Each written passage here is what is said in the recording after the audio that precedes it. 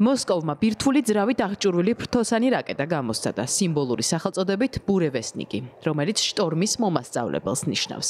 შორიმოქმედების რაკეტა არქტიკის რეგიონიდან გაუშვეს, ახალი მიწის კუნძულებიდან, რომელიც ბარენცის ზღვის არქიპელაგს ეკუთვნის. მან 15 საათის განმავლობაში 14,000 კილომეტრი იფრინა. რუსეთის პრეზიდენტმა ვლადიმერ პუტინმა რაკეტის წარმატებით გამოცდას დიდი დრო დაუთმოდა, თქვა, რომ ბირთვული ქობინის მქონე ამ შეიარაღებას ნებისმიერი თავდაცვითი ფარის გარღვევა შეუძლია. მოსკოვი გეგმავს ის შეიარაღებული ძალების არსენალს მალევე დაუმატოს. ჩვენ კიდევ ერთხელ დავადასტურეთ რუსეთის ბირთვული ფარის საიმედოობა. სტრატეგიულ ძალებს შეუძლიათ სრულად უზრუნველყონ რუსეთის ფედერაციისა და საკავშირო სახელმწიფოს ეროვნული უსაფრთხოება. ჩვენ ამაზე უკვე ვისაუბრეთ. ეს ფაქტია, რომელიც კარგად არის ცნობილი მსოფლიოს ყველა სპეციალისტისა და სამხედრო მოსამსახურისთვის. ჩვენი შეიარაღებული ძალების, ჩვენი ბირთვული შეკავების ეგრეთ წოდებული თანამედროვეობა უმაღლეს დონეზეა. ალბათ გაზვიადებული არ იქნება თუ ვიტყვით, რომ ის ყველა ბირთვულ სახელმწიფოსაზე მაღალია. ბურევესტნიკი უნიკალური ბირთვული რაკეტაა, რომელსაც მსოფლიოში ანალოგი არ აქვს. ახლახანს დასრულდა გადამწყვეტი ტესტები. ამ იარაღის საბრძოლო მზადყოფნაში მოსაყვანად ჯერ კიდევ ბევრი სამუშაოა ჩასატარებელი. ცხადია, რომ ყველა რეგულაცია ზედმიწევნით უნდა იყოს დაცული. თუმცა ამაყად შემიძლია განვაცხადო, რომ ძირითადი მიზნები უკვე მიღწეულია.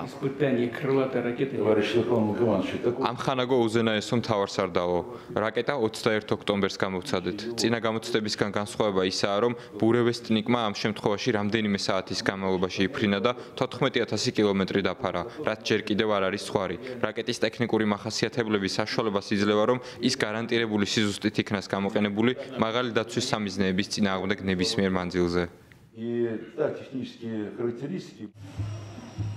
ამერიკის პრეზიდენტი დონალდ ტრამპი თვლის, რომ ახალი რაკეტების გამოცდა სჯობია ვლადიმერ პუტინი უკრაინაში ომის დასრულებაზე ფოკუსირდეს, რომელიც მას დაგეგმილზე მეტხანს გაუგრძელდა. ამერიკის პრეზიდენტმა არ გამოტოვა შესაძლებლობა რუსეთისთვის შეეხსენებინა, რომ შეიარაღების ნაწილში თავს უკონკურენტოდ გრძნობს. იციან, რომ ჩვენ გვაქვს მსოფლიოში უდიდესი ბირთვული წყალქვეშა ნავი, მათ სანაპიროსთან ახლოს. ვგულისხმობ იმას, რომ მას არ სჭირდება 8,000 მილის გავლა და ამიტომ ისინი ჩვენთან არ თამაშობენ, ჩვენც არ ვთამაშობთ მათთან. რაკეტებს ჩვენც მუდმივად ვცდით, მაგრამ არ მგონია ამის თქმა პუტინისთვისაც მიზანშეწონილი იყოს.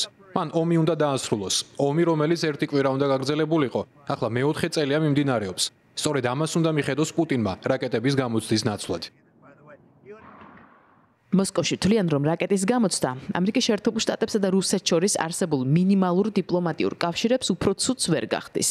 და ბურევესნიკის გამოცდა მხოლოდ ეროვნული ინტერესებითაა ნაკარნახევი, რომლისთვისაც საფრთხეთ მოსკოვში კვლავ ევროპას ასახელებენ. აქ არაფერია ისეთი, რამაც მოსკოვსა და ვაშინგტონს შორის ურთიერთობა უნდა დაძაბოს. მით უმეტეს, რომ ეს ურთიერთობები მინიმალურ დონეზეა და გამოიკვეთა პირველი მცდელობა, რომ ეს ურთიერთობა ამ გაყინული მდგომარეობიდან გამოვიდეს. ეს პროცესი რთულდება ჩვენთან მიმართებით გადადგმული იმ ნაბიჯების გამო, რომელზეც ხშირად ვსაუბრობთ. თუმცა მიუხედავად ამისა, ჩვენივე ინტერესებიდან გამოვდივართ, ღია ვართ ურთიერთობების დარეგულირებისთვის. რუსეთი თანმიმდევრულად ეწევა თავისი უსაფრთხოების უზრუნველყოფას და სწორედ ამის ფარგლებში ხდება შეიარაღების ახალი სისტემების შემუშავება. მათ მიეკუთვნება ხსენებული სისტემაც. ეს სასიცოცხლოდ მნიშვნელოვანია, მით უმეტესი მილიტარისტული განწყობების ფონზე, რომელიც პირველ რიგში ევროპისგან გვესმის. ამერიკის შეერთებული შტატების პრეზიდენტის ხედვა მნიშვნელოვანია, მაგრამ რუსეთის პრეზიდენტი ხელმძღვანელობს საკუთარი ეროვნული ინტერესიდან გამომდინარე. ასე იყო, ასე არის და სულ ასე იქნება. რუსის სამხედროების განმარტებით ბურევესნიკი მცირე ზომის ბირთვულ რეაქტორს ამუშავებს, რომელიც ზრავშია ჩამონტაჟებული, რაც იძლევა საშუალებას, რომ რაკეტა ჰაერში რამდენიმე დღის განმავლობაში დარჩეს. საკონტინენტთაშორისო რაკეტაზე მოსკოვი ღიად ჯერ კიდევ 2018 წლიდან მუშაობდა. 3 წლის შუალედში ის 10-ზე მეტჯერ გამოსცადეს, თუმცა არსებითი წარმატების გარეშე. პუტინი ამას ტელევიზიით შემთხვევით არ აკეთებს, მას კონკრეტული გზავნილი აქვს. მათ შორის სულ საჩვენოს, რომ ზაფხულში წარუმატებელი გამოცდის შემდეგ საბოლოოდ რაკეტა მიმუშავა. ამერიკის შეერთებულმა შტატებმა 1950 წელსაც გამოსცადა მსგავსი სისტემა, მაგრამ ის გარემოსთვის კოშმარს წარმოადგენდა და მის მშენებლობაზე უარი თქვა. მხოლოდ რუსეთმა გამოიჩინა სიგიჟე, რომ ეს სისტემა აეშენებინა. აქვე გეტყვით, რომ ასეთი შეერაღების ქონა ყველას შეუძლია, უბრალოდ სხვა ქვეყნებმა მეტი იფიქრეს. თავად ბურევესნიკი შექმნილია სარაკეტო სისტემებში შეღწევისთვის. იდეა მდგომარეობს იმაში, რომ მას პრაქტიკულად შეუზღუდავი მანძილით ფრენა შეუძლია, მათ შორის შეუძლია დაცულ სისტემებს აარიოს თავი. თუმცა მეორე მხრივ შესაძლებელია რომ მის საპასუხოდ მოეწყოს უფრო მეტი თავდაცვითი სისტემები ან საჰაერო საშუალებები.